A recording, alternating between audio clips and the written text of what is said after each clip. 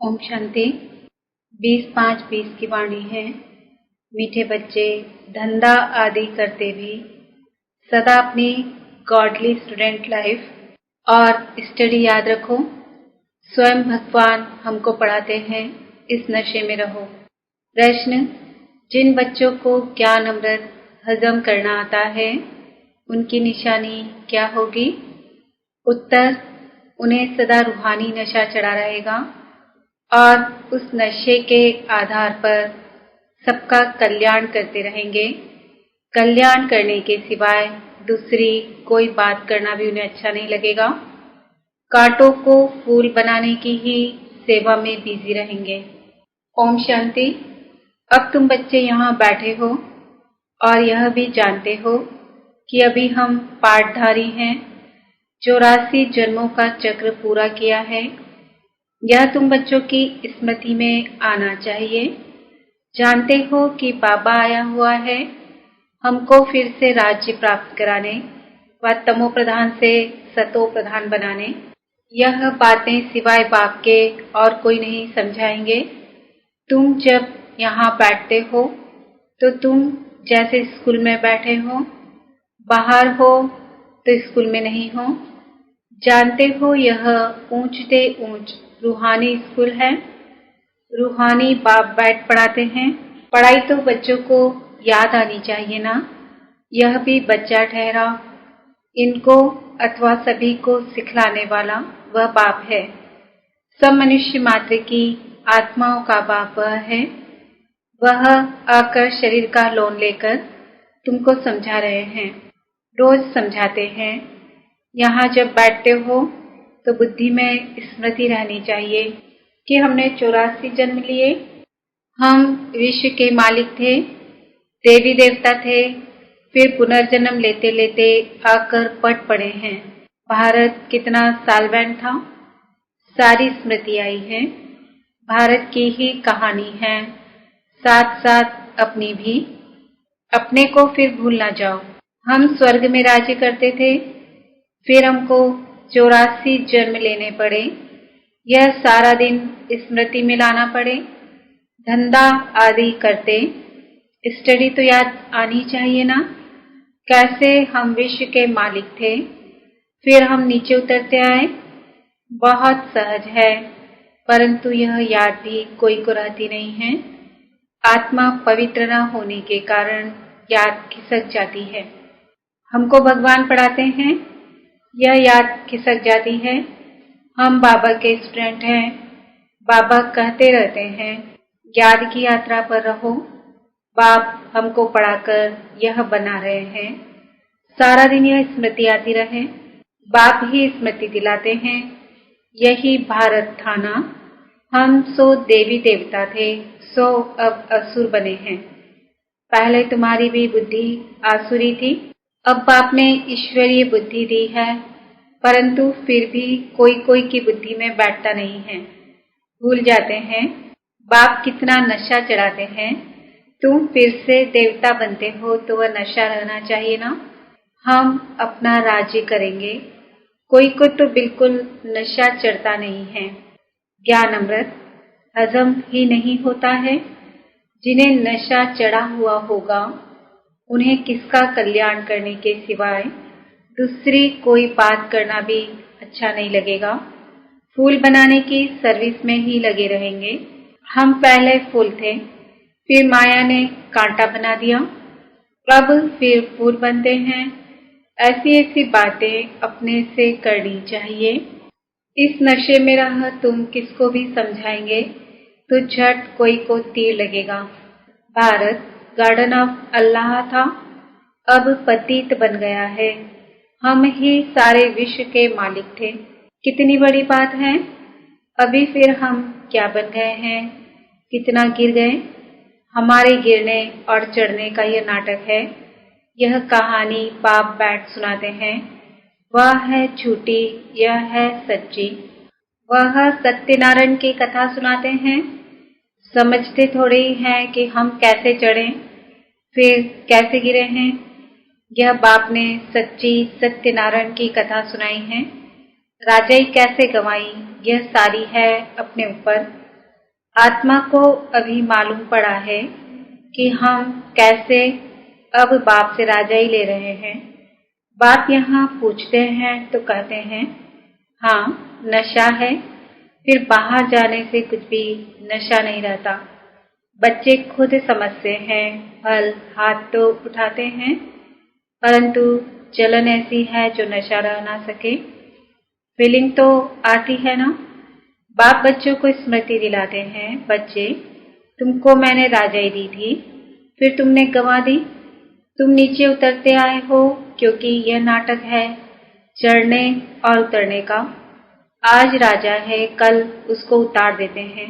अखबार में बहुत ऐसी ऐसी बातें पढ़ती है जिसका रेस्पॉन्ड दिया जाए तो कुछ समझें। यह नाटक है, यह याद रहे तो भी सदैव खुशी रहे। बुद्धि में है ना। आज से 5000 वर्ष पहले शिव बाबा आया था, आकर राजयोग सिखाया था, लड़ाई लगी थी। अभी ये सब राइट बातें बाप सुनाते हैं। यह है पुरुषोत्तम युग। कलयुग के बाद यह पुरुषोत्तम युग आता है। कलयुग को पुरुषोत्तम युग नहीं कहेंगे, सतयुग को भी नहीं कहेंगे। आसुरी संप्रदाय और दैवी संप्रदाय कहते हैं, उनके बीच का है यह संगम युग। जबकि पुरानी दुनिया से नई दुनिया बनती है, नई से पुरानी होने में सारा चक्र लग जाता है। अभी है संगम युग। सतयुग में देवी देवताओं का राज्य था, अब वह है नहीं। बाकी अनेक धर्म आ गए हैं। यह तुम्हारी बुद्धि में रहता है। बहुत है जो 6-8 मास 12 मास पढ़कर फिर गिर पड़ते हैं, फेल हो पड़ते हैं, भल पवित्र बनते हैं, परंतु पढ़ाई नहीं करते तो फंस पड़ते हैं। सिर्फ पवित्रता भी काम नहीं आती।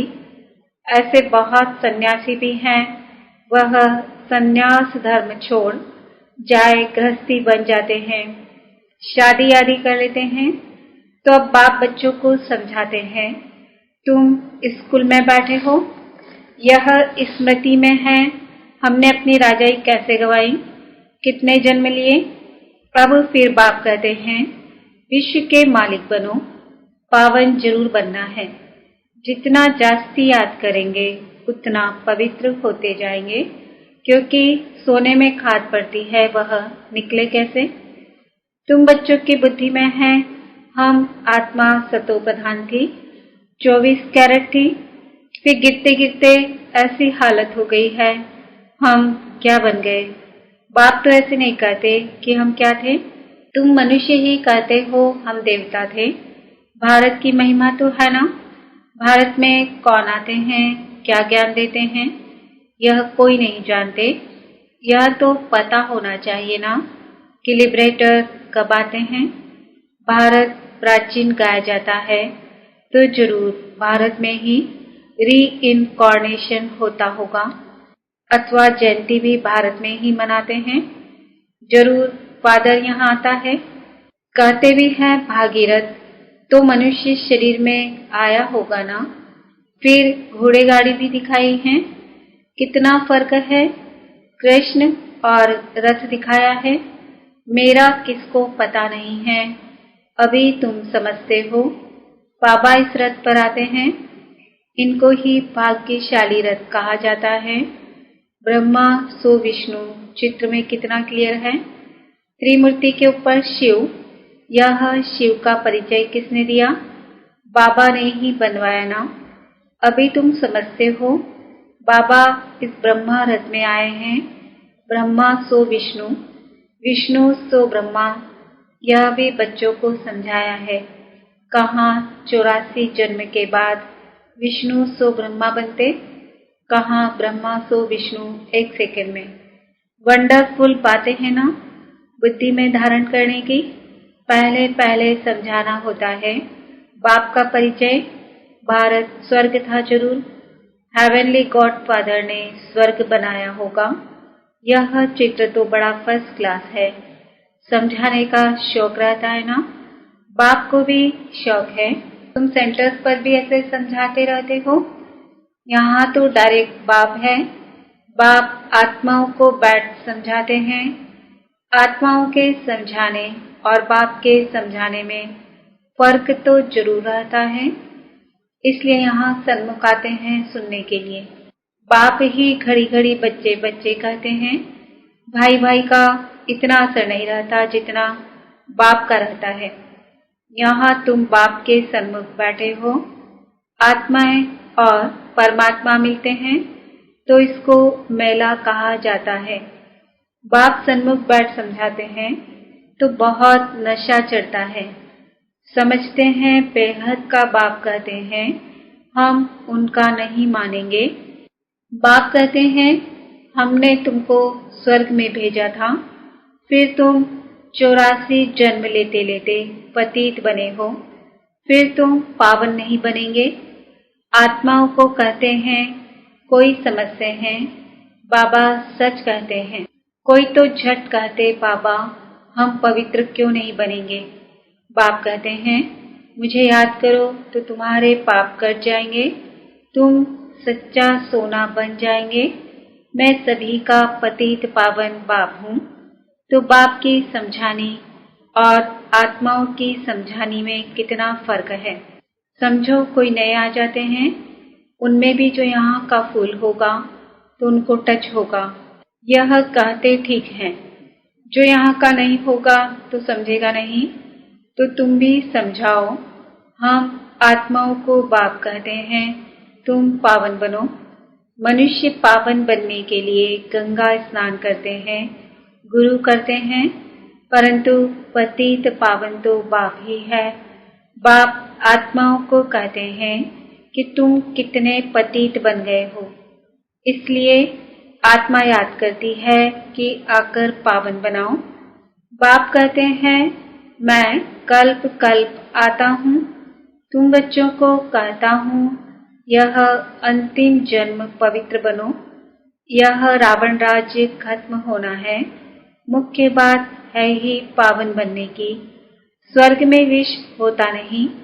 जब कोई आते हैं तो उनको यह समझाओ कि बाप कहते हैं अपने को आत्मा समझ, मुझ बाप को याद करो तो पावन बन जाएंगे, खाद निकल जाएगी।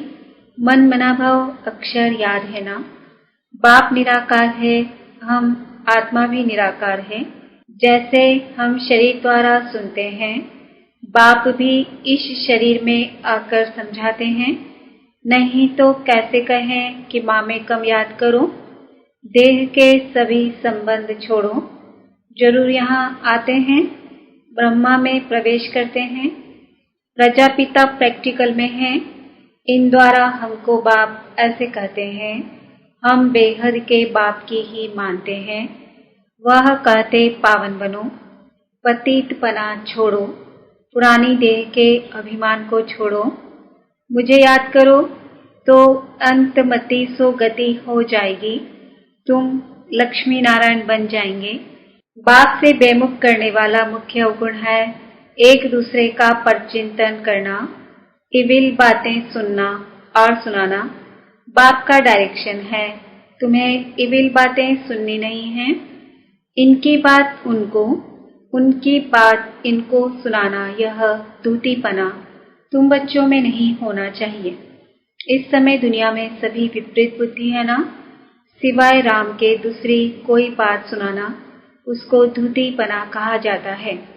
अब बाप कहते हैं यह धूतीपना छोड़ो, तुम सभी आत्माओं को बताओ कि है सीताएं, तुम एक राम से योग लगाओ, तुम हो मैसेंजर, यह मैसेज दो कि बाप ने कहा है मुझे याद करो। बस इस बात के सिवाय बाकी सब है धूतीपना। बाप सब बच्चों को कहते हैं धूतीपना छोड़ दो, सभी सीताओं का एक राम से योग जुड़वाओ, तुम्हारा धंधा ही यह है। बस यह पैगाम देते रहो, बाप आया हुआ है, कहते हैं तुमको गोल्डन एज में जाना है, अब इस आयरन एज को छोड़ना है, तुमको वनवास मिला हुआ है। जंगल में बैठे हो ना, वन जंगल को कहा जाता है। कन्या की जब शादी होती है वन में बैठती है, फिर महल में जाती है। तुम भी जंगल में बैठे हो, अब ससुर घर जाना है, इस पुरानी देह को छोड़ना है। एक बाप को याद करो जिनकी विनाशकाले प्रीत बुद्धि है, वह तो महल में जाएंगे। बाकी विपरीत बुद्धि का है वनवास, जंगल में वास है। बाप तुम बच्चों को भिन्न भिन्न रीति से समझाते हैं। जिस बाप से इतनी बेहद की बादशाही ली है, उनको भूल गए हो तो वनवास में चले गए हो। वनवास और गार्डनवास, बाप का नाम ही है बागवान, परंतु जब कोई की बुद्धि में आए भारत में ही हमारा राज्य था, अभी नहीं है, अभी तो वनवास है, फिर गार्डन में चलते हैं। तुम यहाँ बैठे हो तो भी बुद्धि में हैं। हम बेहद के बाप से अपना राज्य ले रहे हैं। बाप कहते हैं मेरे साथ प्रीत रखो, फिर भी भूल जाते हैं। बाप उल्हाना देते हैं। तुम मुझ बाप को कहाँ तक भूलते रहेंगे? फिर गोल्डन एज में कैसे जाएंगे? अपने से पूछो, हम कितना समय बाबा को याद करते हैं? हम जैसे कि याद की अग्नि में पड़े हैं, जिससे विकर्म विनाश होते हैं। एक बाप से प्रीत बुद्धि होना है सबसे फर्स्ट क्लास माशूक है, जो तुमको भी फर्स्ट क्लास बनाते हैं। कहाँ थर्ड क्लास में बकरियों मिसल ट्रेवल करना, कहाँ एयर कंडीशन में कितना फर्क है, यह सब विचार सागर मंथन करना है तो तुमको मजा आएगा। यह बाबा भी कहते हैं, मैं भी बाबा को याद करने के लिए बहुत माथा मारता हूँ। सारा दिन ख्यालात चलती रहती हैं। तुम बच्चों को भी यही मेहनत करनी है। अच्छा, मीठे मीठे सिकिल दे बच्चों प्रति माता पिता बाप दादा का याद प्यार और गुड मॉर्निंग। रूहानी बाप की रूहानी बच्चों को नमस्ते। हम रूहानी बच्चों की रूहानी बाप दादा को याद प्यार गुड मॉर्निंग नमस्ते ओम शांति। धारणा के लिए मुख्य सार, किसी को भी एक बाप की बातों के सिवाय दूसरी कोई भी बातें नहीं सुनानी है। एक की बात दूसरे को सुनाना पर चिंतन करना, यह दूतीपना है, इसे छोड़ देना है। एक बाप के साथ प्रीत रखनी है, पुरानी देह का अभिमान छोड़ एक बाप की याद से स्वयं को पावन बनाना है। वरदान, अलौकिक नशे की अनुभूति द्वारा निश्चय का प्रमाण देने वाले सदा विजयी भव। अलौकिक रूहानी नशा निश्चय का दर्पण है। निश्चय का प्रमाण है नशा और नशे का प्रमाण है खुशी। जो सदा खुशी और नशे में रहते हैं, उनके सामने माया की कोई भी चाल चल नहीं सकती। बेफिक्र बादशाह की बादशाही के अंदर माया आ नहीं सकती। अलौकिक नशा सहज ही पुराने संसार व पुराने संस्कार भुला देता है। इसलिए सदा आत्मिक स्वरूप के नशे में, अलौकिक जीवन के नशे में, फरिश्तेपन के नशे में या भविष्य के नशे में रहो तो विजयी बन जाएंगे। स्लोगन, मधुरता का गुण ही ब्राह्मण जीवन की महानता है, इसलिए मधुर बनो और मधुर बनाओ। आज का स्वमान है, मैं सदा विजयी आत्मा हूँ। ओम शांति।